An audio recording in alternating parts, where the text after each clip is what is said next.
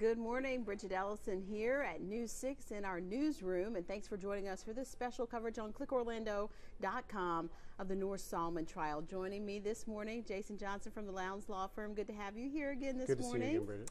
Of course, today is a big day. After several days of jury selection, we finally have the first official day of the trial with opening statements beginning this morning. And what can we expect?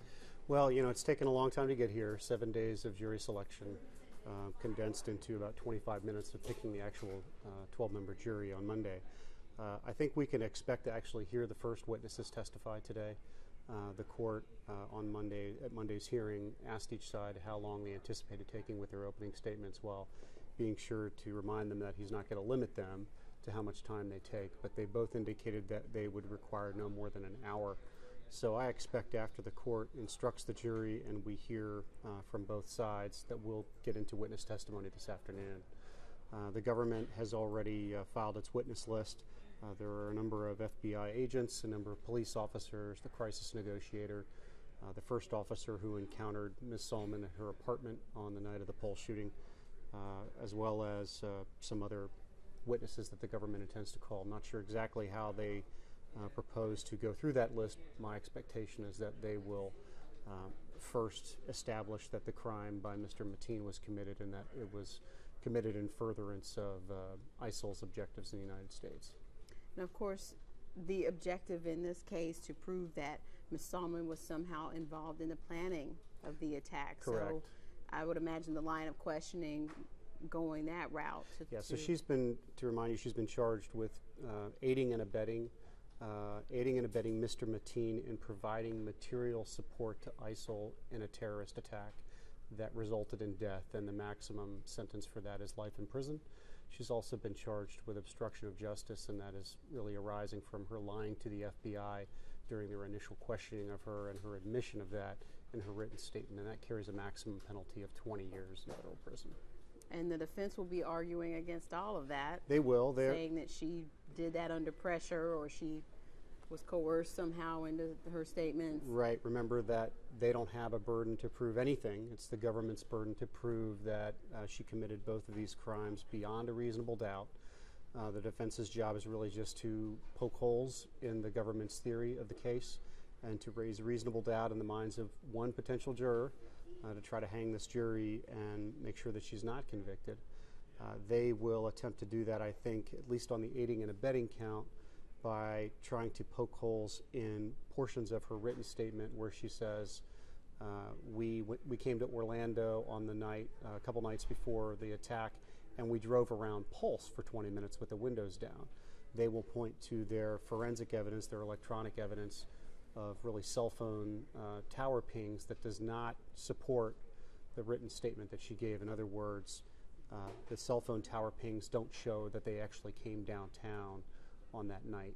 And so they will say, if you can't believe that portion of her written statement, then you can't believe any of it, and you should discount all of it, including the parts where she claims she lied to the FBI. So their job really is to try to raise reasonable doubt in the minds of the jury. And we have this jury seated. It took, 8 days? Right. It was an estimated 9 days, so really they finished ahead of schedule. A pool of 600 potential jurors narrowed down to 60 and now 12 seated. And no one's seen them yet. No one knows exactly which 12 were chosen. Correct. So the entire veneer, or the pool, was not brought into the courtroom during the final jury selection process. Each side took their turns with an 11.5 by 17 sheet of paper that had a grid with 57 boxes on it, and each of those boxes had the numbers 1 through 57, and then the juror's questionnaire number. And so that process of whittling it down to 12 people took about 25 minutes and another 10 minutes to get the 6 alternates. But we don't know who those folks were. Counsel for the defense asked the court when they made their initial strikes whether the court wanted her to name or at least give the numbers of the people who were stricken, and the court said no, I think to maintain the anonymity and secrecy of who was being selected. But we will know this morning, at least visually, how many men, how many women, what sort of ethnicities are included in the jury. And for those folks of the media who sat through the entire process and took some copious notes, we should be able to glean some information about these jurors, potentially where they worked, how they responded to some of the court's questioning about bias, to get a little bit better of an idea of who they are. But we won't know their identities for the duration of the trial. The court is having them meet at an undisclosed location every morning. They will travel to the federal courthouse. And they're not sequestered. They're so not. They're at home with their families, but of Correct. course not able to use certain types of media or watch the news. Correct. So they're home every night.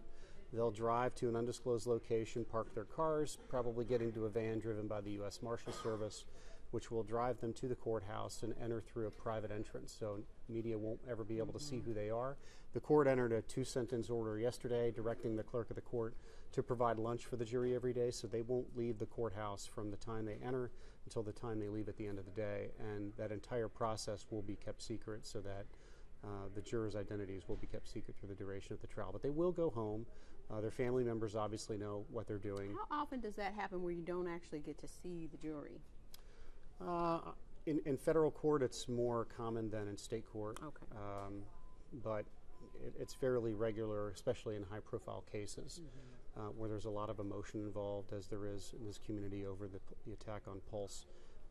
The court is fearful of reprisals against the jury by either side if they either convict or acquit. And that helps set the jurors' minds at ease Correct. as well about their privacy. Correct. A lot of the jurors during the voir dire process, expressed their concern to the court about, their secrecy.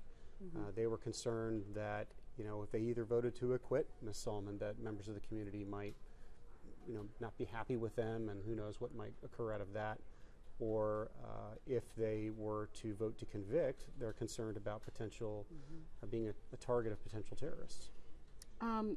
Ms. Salman also at an undisclosed jail in the area. Well, she's actually being kept very likely at the federal courthouse. There is a jail facility at the federal courthouse, so she's staying there probably through the duration of the trial.